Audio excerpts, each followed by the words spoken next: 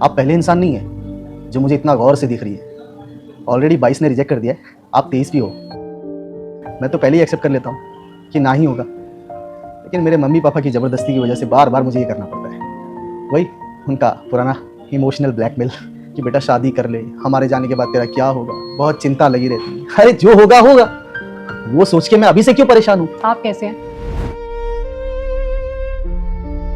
आपकी ये आंखों में आंसू कैसे?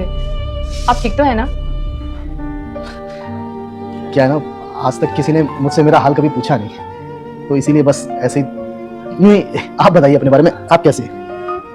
मेरा नाम खुशी है, मैं वजीरगंज की रहने वाली हूँ। यहाँ दिल्ली के एक सरकारी बैंक में नौकरी करती हूँ। 3-4 महीने में एक बार आती जाती रहती हूँ अम्मी अबू से मिलने के लिए। आप क्या करते हैं? फिलहाल तो मेरे पास कोई नौकरी नहीं है परमानेंट। पहले जहाँ मैं जॉब करता था तो वहाँ के कस्टमर्स को मेरा चेहरा पसंद नहीं आया, इसी वजह से मालिक ने मुझे जॉब से निकाल दिया। अभी पार्ट टाइम में कभी कभी डिलीवरी बॉय का जॉब कर लेता हूँ, फेस पर मास्क लगाकर। पापा का कानपुर में अपना हार्डवेयर का बिजनेस है। वो तो मुझे कहते रहते हैं, बेटा तुम्हें नौकरी करने की ज़रूरत नहीं है, तुम यहाँ आ जाओ दुकान संभालो।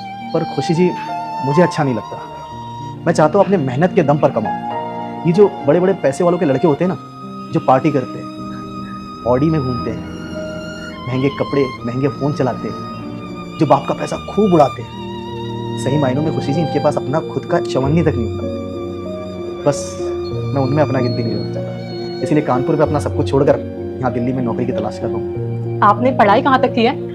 नहीं किया। क्यों? जब मुझे स्कूल में डाला गया उसके कुछ ही दिनों के बाद प्रिंसिपल सर ने मम्मी पापा को स्कूल में बुलाकर ये कहा कि हम आपके बेटे को स्कूल से निकाल रहे हैं। आपके बेटे का जला हुआ चेहरा देखकर बाकी के बच्चे डर जाते हैं।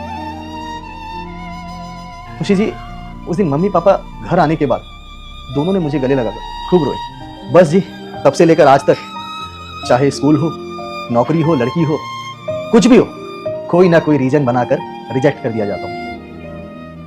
पहले तकलीफ होती थी और अब आदत हो गई है। अच्छा, और कुछ बताइए ना अपने बारे में कि आपका चेहरा कैसे चला? ये मैं जब 3 साल का था तो चूल्हे के पास खेल रहा था, तो खेलते खेलते कपड़ों में कब आग पकड़ी पता ही नहीं चल पाया। पापा काम से बाहर गए हुए थे, मम्मी दूसरे कमरे के बाथरूम में नहा रही थी जहां मेरी आवाज नहीं पहुंच पा रही थी। करीब 4-5 मिनट तक मैं जलता ही रहा। फिर किसी पड़ोसी ने मुझे देखा, फिर मुझे बचाया गया, लेकिन तब तक बहुत देर हो चुकी थी क्योंकि आधे से ज्यादा शरीर मेरा जल चुका था। ये अभी तो कुछ ठीक हुए, कुछ ऐसे ही है। फिर उस हादसे के बाद जैसे जिंदगी बदल सी गई। जैसे जैसे मैं बड़ा होता गया, लोग मजाक उड़ाने लगे मेरे चेहरे को लेकर। रास्ते पर चलता तो पीछे से पत्थर मारते। कभी कभी कुछ लोग